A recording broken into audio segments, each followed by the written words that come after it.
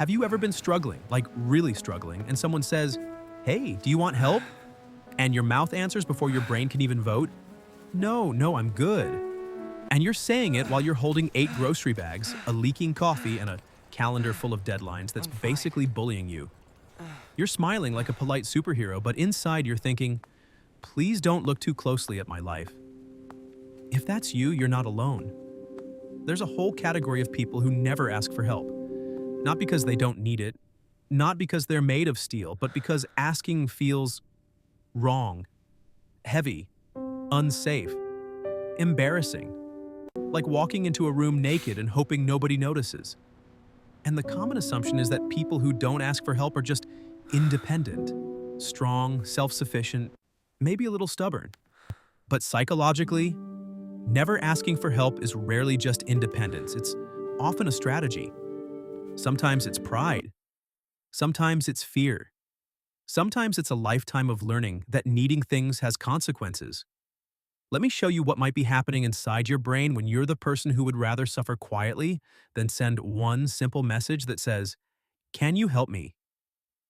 Picture a moment you probably recognize. You're stuck on something, maybe a work problem, maybe a form you don't understand. Maybe you're carrying something heavy, maybe your mental health is hanging by a thread, and you tell yourself, "I'll figure it out." Not as a plan, as a reflex. Because somewhere inside you is a belief that asking for help makes you weak, or annoying, or indebted, or exposed. And exposure is the key word here. A lot of people think help is about logistics, but help is also about vulnerability. When you ask for help, you're admitting you can't do it alone in that moment. You're letting someone see your limit. And if you've learned that limits are dangerous because people judged you, shamed you, or used it against you, then your nervous system treats asking as risk. So you don't ask. You cope, you grind, you disappear into, "I've got it." Sometimes this begins early.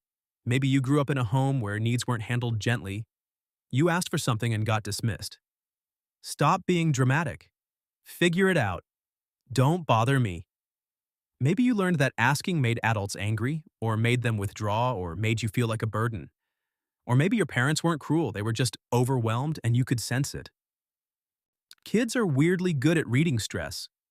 So you started minimizing your needs because you didn't want to add to the load.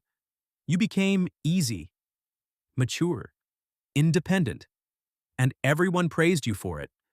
That praise can be a trap, because if being low maintenance becomes your identity, then needing help starts to feel like becoming someone else, someone you're not allowed to be. There's a concept in attachment theory that's helpful here, and I'll keep it simple. Humans learn how safe it is to rely on other people. If you learned that people are generally responsive, you develop comfort with depending sometimes. If you learn that people are inconsistent or rejecting, you may develop an avoidant style. "I'll rely on myself. I won't need much. I won't risk asking." Avoidant attachment doesn't mean you don't love people. It means your nervous system doesn't trust dependence. It says, "Closeness is nice, but I can't count on it. So I'd rather be in control." And asking for help is the opposite of control. It's a surrender of control. It's saying, "I can't do everything alone." And if you've had to be strong for a long time, that sentence can feel like stepping off a ledge. Now, there's also a very practical brain reason some people don't ask for help. Shame. Shame is not, "I did something wrong." Shame is, "I am something wrong." And shame makes you hide. It makes you want to handle things privately, even if privately means slowly collapsing. You might be thinking, "But I don't feel shame. I just prefer to do it myself." Sure, but look at what happens in your body when you imagine asking. Do you feel tightness in your chest? A rush in your stomach? A spike of embarrassment? Do you start rehearsing excuses like you're defending yourself in court? That's shame adjacent. That's your nervous system anticipating judgment. Psychologists have studied something called the spotlight effect, which is our tendency to overestimate how much other people notice and judge us. When you ask for help, you might feel like everyone will remember forever. But in reality, most people are busy thinking about themselves. Still, your brain acts like you're under a microscope, so you choose the safer option. You struggle silently, and you call it independence. Here's the part that's hard to admit.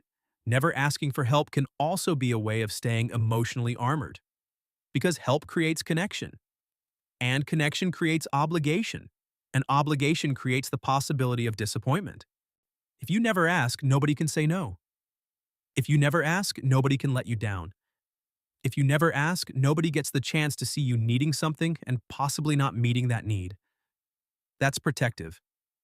It's also lonely, and sometimes it turns into a quiet resentment, because the person who never asks for help often ends up doing everything.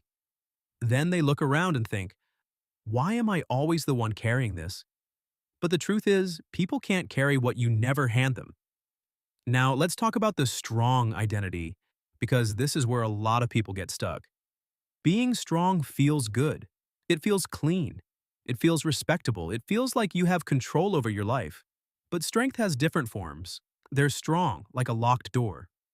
And there's strong like a bridge. A locked door survives storms by shutting everything out. A bridge survives storms by flexing and allowing support to pass through. If your version of strength is, I never need anyone, that's not strength. That's isolation dressed in armor. And again, I'm not judging you. I'm describing a pattern your brain may have built to protect you. Because maybe you did ask for help once, and it went badly. Maybe you were vulnerable and someone mocked you. Maybe you relied on someone and they disappeared. Maybe you asked and got rejected. Those experiences train your brain quickly. Your brain goes, cool, never again. It writes a rule, and then you live under that rule for years. Even when your life changes, even when your people change, even when you change. Here's a relatable scenario. You're at work, you're drowning. You could ask a teammate for support, but instead, you stay late, you suffer. Odds you quietly burn out, and then you feel annoyed that nobody noticed. But the truth is, most people don't notice. Not because they don't care, because everyone is carrying their own stuff. If you look fine, they assume you are fine. And if you're the type who looks fine even when you're not, your pain becomes invisible. That's the hidden cost of never asking for help. You become unseeable. And being unseeable might feel safe, but it can also slowly erase you. Let's zoom out for a second and talk about culture. Many of us are raised with stories that glorify the lone hero, the person who handles everything alone, the don't be a burden mindset, the handle your business mindset. It's in movies, history, family values. Even ancient warrior myths are full of this. The stoic figure who never breaks, never asks, never needs. But those stories skip one detail. Even warriors had allies, even kings had advisors. Even the strongest humans in history relied on someone. So if you're someone who never asks for help, it might be worth asking yourself, what story are you trying to live inside? Is it the story where you must earn your worth by handling everything alone? Because if it is, that story will keep you busy forever. Now here's the opportunity. The strength hidden inside the never ask for help person is real. You're capable, you're resilient, you're resourceful. You're probably the person others rely on. But the growth edge is learning that help doesn't have to mean collapse. Asking for help can be small, practical, clean. Not a dramatic confession. Sometimes it's as simple as, Team, can you double check this? Can you give me a hand with this? Can you cover me for 10 minutes? Can I talk to you for a second? Tiny requests, tiny bridges. If that feels hard, it's because your nervous system hasn't practiced it. It's like a muscle you never trained. So you train it gently. You start with low-risk asks. People who are safe, tasks that aren't deeply personal. You let your body learn the new evidence. I asked and the world didn't end. Because the goal isn't to become dependent on everyone. The goal is to become flexible, to have options, to stop treating help like humiliation. And here's a powerful reframe. Asking for help is not taking from others. It's giving them a chance to be part of your life. Think about how you feel when someone you care about asks you for something reasonable. You don't think, how disgusting, they're weak. You usually think, of course, I've got you. It can even make you feel closer to them. So why do you assume your needs will annoy everyone else? That assumption usually comes from old experiences, not current reality. And yes, some people will say no, some people won't show up. That's life. But asking reveals who's actually safe for you. It's like turning on a light. If you never ask, you never learn who your real support is. You just keep carrying. So, if you're someone who never asks for help, I want to leave you with this. Your independence is not a flaw, it's a skill, a strength you built. But you don't have to live trapped inside it. You're allowed to be strong and supported. You're allowed to be capable and connected. You're allowed to have needs without apologizing for being human. If this hit home, you drop a comment. What's the hardest kind of help for you to ask for? Practical help, emotional support, or just admitting you're overwhelmed? And if you've learned to ask more over time, what helped you start? Subscribe if you want more breakdowns like this, where we turn a habit that feels normal into something you actually understand. Because your patterns aren't random. They're stories your nervous system learned, and you can rewrite them.